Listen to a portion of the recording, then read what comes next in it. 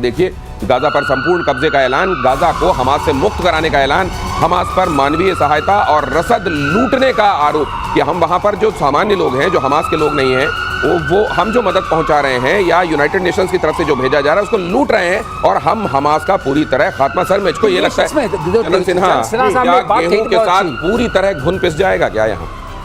ऐसा तो लगता ही है मुझे। देखिए, with your permission sir ji, he has said one very good thing. हम ऑपरेशंस ऐसे नहीं करते हैं कि मटिया मेट कर दें, धूल दूषित कर दें। ये क्यों हो रहा है? ये सवाल उस वक्त मैं कहना चाहता था, भूल गया। बहुत अच्छी बात कही जनरल सिन्हा ने। वो बात ये है क्योंकि हमारी आर्मी जाती है, हम कॉम्बिंग ऑपरेशन करते हैं। कॉम्बिंग ऑपरेशन में क्या प्रॉब्लम होती है? यू हैव टू पे द ब्लड कॉस्ट। आपको अट्रिशन झेलना खुद भी। वो बात आगे बढ़ाइए जरा। देखिए, हमास को किसने बनाया था? ये तो नेतन्याहू साहब का ही सब लोग पूछते हैं। ठीक है, उन्होंने ही बनाया, इसको खड़ा किया। तो आप किसी राक्षस को जब पैदा करते हैं, आप उसको मारना चाहते हैं, तो वो तो मरेगा नहीं। जिस तरह से आप मार रहे हैं, मारने का तरीका होता है। मारने के तरीके में इतने छोटे से एरिया में आप जिस तरह से वेस्ट करता है, बर्बाद कर दो, लोगों को तबाह कर दो। यदि आप उनकी आहें लगेंगी, देखिए 23 लाख लोग वहां पर रहते हैं, कोई छोटा तो नहीं है। और आपने त्रासदी देखी है वहां की। तो आप ये कह रहे हैं कि ये दूसरे तरीके होते हैं जिनमें आप आराम से winning the heart and mind. देखिए, ये एक तरीका होता है अर्बन वॉरफेयर का। जब आप अर्बन वॉरफेयर करते हैं इस तरह से, winning the heart and mind साथ साथ चलता है। और ये एक तरीका है, उसमें महारत हासिल है आर्म फोर्सेस ऑफ इंडिया को। ये महारत है।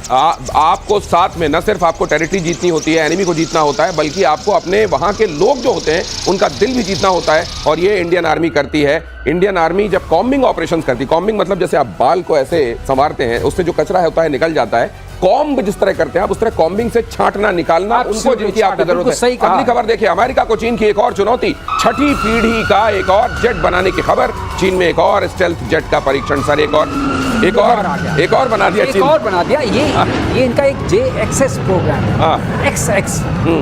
उसी से इनका निकल रहा है 36 अब निकल रहा है। अच्छा, 35 तो निकाल चुके हैं जी, वो तो हम सब ने देख लिया, बड़ी चर्चा भी हो गई। अब 36 में क्लेम क्या है? 36 का क्लेम बड़ा खतरनाक है। अच्छा, इसको बोलते पूछ रही नहीं है। अच्छा, पूछ नहीं है, कुछ कटा है। अच्छा, तो पूछ नहीं रहेगी तो सिग्नेचर नहीं आएगा, रडार सिग्नेचर। अच्छा, एलिवॉन्स। लेकिन कॉपी किसकी मारी है? किसकी कॉपी है? कॉपी मारी है F-35 की कॉपी मार के। तो ये मतलब ये मास्टर है। जैसे पूछ काट के डॉबरमैन बनाया जाता है, वैसे इन्होंने ये बना दिया। सर, ये लेकिन ये जो चाइना, जो पहले वाला जो आपने ऐलान किया, वो कितना कारगर है नहीं है उसका कुछ पता नहीं चला। आप कहते हो हमने पाकिस्तान को इतने दे दिया, आपके खुद के यहाँ नेवी के लिए आप 2 दे पाए हो। आप कहते हो मैंने इतना सारा दे दिया, अब एक और आ गया है। सर, देखिए, जो इसने तो अपने को टेस्ट में प्रूव किया है। देखिए, एक जगह इन्होंने भेजा था, एक बे में भेजा, उसका स्टेल्थ तो नहीं।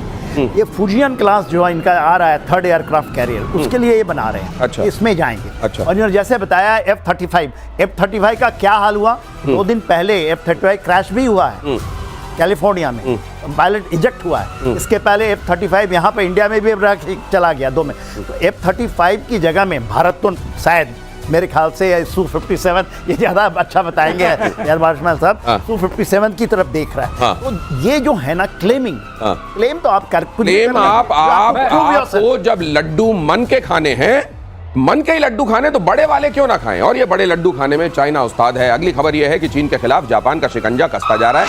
ऑस्ट्रेलिया चीन के बीच सबसे बड़ी डिफेंस डील हुई है। ऑस्ट्रेलिया को जापान देगा महाविनाशक युद्धपोत। दूसरे विश्व युद्ध के बाद पहली बार एक्शन में लगातार दिखाई दे रहा है जापान अचानक बहुत एग्रेसिव है। सर, इसकी वजह क्या है? जापान की जगह आप भी होते, आप भी इतने एग्रेसिव नजर आते। जब पीठ के साथ दीवार पीठ के साथ ट्रम्प का पता नहीं चल रहा है, जो प्रोटेक्ट करने के उसमें थे। अच्छा, क्योंकि वो बजाय इसके कि वो चाइना की तरफ देखें, वो पाकिस्तान की तरफ देख रहे हैं, वो इधर देख रहे हैं। इससे चाइना धीरे धीरे उसको बहुत मौका मिल रहा है, बहुत आगे बढ़ रहा है। ताइवान को भी वो झटका दे रहा है। अच्छा, गुआम में जो आपका बेस है, जो सपोजिटली वो साउथ चाइना सी को कंट्रोल करेगा, ईस्ट चाइना सी को कंट्रोल करेगा, ताइवान स्ट्रेट को कंट्रोल करेगा। वहां पर एयर बेस भी है, वहां नेवल बेस भी है। ये जो B-1, B-2, B-52 बॉम्बर सुनते हैं, वो वहां पर है, सब कुछ है। आपरा हार्बर भी है।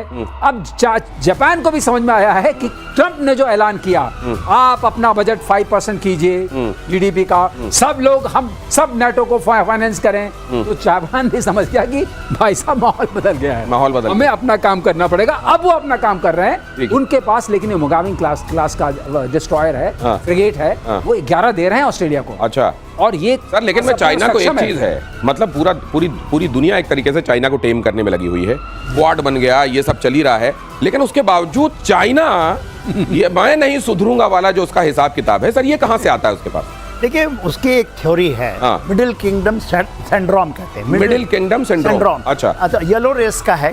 हम येलो रेस हैं, we are the supreme race of the world. अच्छा, एंड मिडिल किंगडम है, वर्ल्ड के मिडिल में, बीच में है। हाँ, बीच में। और वो जो उनको देती है, पहले slow rise and then hegemonic behaviour. 2015 से जो इन्होंने शुरू किया है कि हम एकदम हेजेमोनिक तरीके से आएंगे, वो उनका कहीं डाउन हुए हैं। अच्छा, वो गलवान से हुई थी, मोदी जी ने ऐलान किया था कि आप जो विस्तारवाद करना चाहते हैं को रोकेंगे। वो रुका तो है, रुका है, मगर जो देखिए उनका जो जहां फंस रहे हैं वो जो ताइवान के ऊपर में वो पॉलिसी लगाई, और अमेरिका इसमें बड़ा चालाक है। ताइवान के ली अभी गए थे साउथ अफ्रीका में, साउथ अमेरिका में, मगर उनको नहीं आने दिया, अमेरिका में घुसने नहीं दिया वो। तो वो जो उनका स्ट्रेटेजिक एम्बिग्विटी कहते हैं, हमारा एम्बिगुअस है, हमारी स्ट्रेटेजी ही एम्बिगुअस है। तो अमेरिका पे बिलीव करना बहुत ही बड़ी टेढ़ी, अमेरिका पर भरोसा करना बहुत टेढ़ी खीर। और अगली खबर यह है कि ईरान के एटमी कार्यक्रम का समर्थन करके शहबाज शरीफ फंस गए। कल ही हमने खबर आपको बताई थी, शहबाज शरीफ फंस गए ईरान के एटमी कार्यक्रम का समर्थन करके। अमेरिका के साथ पाकिस्तान के रिश्तों पर सवाल उठ रहे हैं। अमेरिका ने ईरान के एटमी अड्डों पर गिराया था बॉम्ब। अमेरिका के खिलाफ पाकिस्तान अब ईरान के साथ खड़ा हुआ है, और इसको लेकर अब दुनिया में बहस ये हो रही है कि अमेरिका क्या करेगा। मुझको तो लगता है सर ये बात जो है ना, शहबाज शरीफ ने पहले परमिशन ली होगी कि सर मुझे कहने दीजिए, मुझे मैं रहूंगा तो आपकी मदद कर पाऊंगा, तो अभी मुझे रहने दीजिए, और बना रहूंगा तो आपकी मदद भी करूंगा। देखिए, इसमें दो वहाँ तंत्र चलते हैं। मिलिट्री तो डिसीजन लेती है, सब कुछ काम वही करते हैं, मुनीर ही करेंगे। वो उसको भी पता है, इसलिए खाना पहले उन्होंने उसको खिलाया था, लंच खिला दिया, नमक खिला दिया। रही बात शहबाज शरीफ को कौम को कंट्रोल करना, कौम आवाम भी तो है। वो कहते हैं, वो जो जज्बा कहते हैं इसको ना, उम्मा वाला जज्बा, तो ये उसको सेटिस्फाई करने के लिए है। अच्छा, इसका कोई मतलब नहीं। ठीक है, सब जानते हैं कि इनका कोई मतलब नहीं है और इनकी बात का कोई मतलब नहीं है, तो ये कह सकते हैं। लोग कहेंगे नहीं हमारे प्राइम मिनिस्टर ने ऐसा कहा, ये जज्बे वाली बात है। इसके अंदर जो हम बीच बीच में कभी कहते हैं लाहौरी चूरन, वो उन्होंने दे दिया अपने आवाम को कि भाई खाइए और सुस्त हो जाइए, हम लोग ईरान के साथ हैं, उम्मा के साथ चल रहे हैं, चिंता की कोई बात नहीं। लेकिन ट्रम्प जो है छोड़ेगा नहीं, क्योंकि ट्रम्प भी अनदर उनके अंदर भी अपना जोश रहता है। अब देखिए ट्विटर पर कल क्या आएगा। तो कल तक ट्रुथ सोशल में कितना आपको ट्रुथ दिखाई देता है। अगली खबर यह है कि अग्निशोध प्रोजेक्ट पर और तेज हो गया है काम। IIT मद्रास में अग्निशोध रिसर्च सेल का उद्घाटन हुआ। सेना को उन्नत तकनीक के लिए अग्निशोध अहम है। रक्षा तकनीक में आत्मनिर्भरता को बढ़ावा मिलेगा। अग्निशोध, देखिए अग्निशोध का मतलब ये है कि जितने हमारे वेपन सिस्टम्स होंगे, उनकी R&D हम खुद करें। सर लेकिन ये कई एक्सपेरिमेंट्स, जनरल सिन्हा, इसको लेकर भी बात होती है कि कई एक्सपेरिमेंट्स जो इधर किए जा रहे हैं, जो इसके पहले नहीं हुए कभी। एक्सपेरिमेंट्स दो धारी तलवार होते हैं, कई बार आपको आगे ले जाते हैं और कई उसमें रिस्क भी रहते हैं। यहाँ सब कुछ उन रिस्क को भी कंसिडर किया गया है। देखिए, ये हमारा जो प्रोजेक्ट है, ये पायलट प्रोजेक्ट है, इसके पहले पायलट प्रोजेक्ट बहुत हमें दिया नेवी। ये IIT दिल्ली के अंदर में नेवी का एक सेल होता था, इसी तरह का सेल, और आज देखिए नेवी कहाँ पहुंच गई। हमने अपना एयरक्राफ्ट कैरियर बना दिया। आज के दिन में सारी नेवी, और ये एक तरह की सेम है IIT मद्रास के साथ ये हो रही है। इसमें केवल AI नहीं है, इसमें ड्रोन ही नहीं है, इसके अंदर क्लाउड कंप्यूटिंग है, रोबोटिक है, एवरीथिंग। एंड देखिए जो अग्निवीर आया था ना, अग्निवीर इसी यही कॉन्सेप्ट से है, बिकॉज आपकी technology is shifting with in 4 years time. आपको यही चीजें चाहिए। अब ऐसा नहीं कि ये जो बच्चे देख रहे हैं आप, they will change will come with in 3 years time, तो हमें उसको पकड़ना है। ये बात जो समझाई जा रही है वॉर वेटरन्स यहाँ जो समझा रहे हैं, पहले जो कोई बदलाव होता था वो सालों में होता था, सैकड़ों साल में होता था। अब जिस दौर में हम हैं वहाँ चेंजेस बहुत जल्दी हो रहे हैं, तो आपको बहुत जल्दी अडॉप्ट करके खुद को उस हिसाब से तैयार करना पड़ेगा। और इसीलिए भारत की तैयारी आप देख रहे हैं। ट्रंप की धमकी के बीच भारतीय सेना का तंज देखिए जरा। अमेरिका को याद दिलाया 1971 का इतिहास। अमेरिकी मदद के बावजूद हारा था पाकिस्तान। 1971 में अमेरिका के 17,500 करोड़ के हथियार पाकिस्तान को मिले थे। भारत ने याद दिलाया है कि पाकिस्तान को तो तुम हमेशा से पालते रहे हो, लेकिन हमारा वजूद इसके बावजूद है। सर ये भारत ने क्या बताने की कोशिश की है? थोड़ा सटल तरीके से हाँ। कभी कोई बताना चाहिए कि भाई साहब पहले आपका रिकॉर्ड ये रहा। अच्छा, हमें मत समझिए, इसी को कहते हैं भिगा के मारना। हाँ, हमें मत बताइए, हमें पता है। और हमने पहले आपको बताएं, एयरफोर्स ने सबसे पहले before we went to united USSR, हमने अमेरिका से कहा था, नेहरू जी ने अमेरिका से कहा था कि हमें आप अपने वो विमान दीजिए। उन्होंने मना किया था। उसके बाद हम वो आ गए, और फिर आप तंज कहते हैं क्यों आप रशिया से लेते हैं? जब आप हमें तेल देंगे $122 पर, तो हम $65 वाला क्यों नहीं लेंगे? जनरल सिन्हा एक बात बताइए, ये जब कहते हैं हम तेल लेंगे या हमें जो भी मदद देना चाहते हैं, इनको 9/11 याद नहीं आता? देखिए, आज के दिन में ये सब दोहरी नीति है विश्व के अंदर में। आप 21वीं सदी में हैं। एक दिन बोलेंगे कि हम 25 घंटे में काम कर देंगे, फिर उसके 6 महीने हो गए, कुछ नहीं होता। बातों से बातें केवल आप बात बना सकते, बातें जो चलता है, जो ना हाथी की तरह, हम इंडिया को कहते हैं, इंडियन को हाथी, एलिफेंट कहते हैं, और चाइना को ड्रैगन बोलते हैं। वो भले ही आग फेंकता रहे, तो हाथी अपनी मदमस्त चाल में चलता रहे। और देखिए, प्रधानमंत्री मोदी उसी हाथी से एब्सोल्युटली कुत्ता भूखे हजार। आपने हाथी बता दिया, आपने ड्रैगन बता दिया, कुत्ता आपके बगैर बोले हम समझ रहे हैं। समझ गए। और लोग तो ये कहते हैं कि नक्शा तक बताता है कि कुत्ता कौन है। अगली खबर देखिए सर, अमेरिकी धमकी पर रूस का पलटवार। अमेरिका टैरिफ और प्रतिबंधों की तीखी आलोचना रूस ने की। कहा राजनीति के चलते आर्थिक दबाव बनाने की कोशिश की जा रही है। अमेरिका अपने घटते प्रभुत्व को स्वीकार नहीं कर पा रहा है, इसलिए बौखलाहट में टैरिफ कर रहा है। वाकई ये दिखा रहा है कि डेस्परेशन है सर।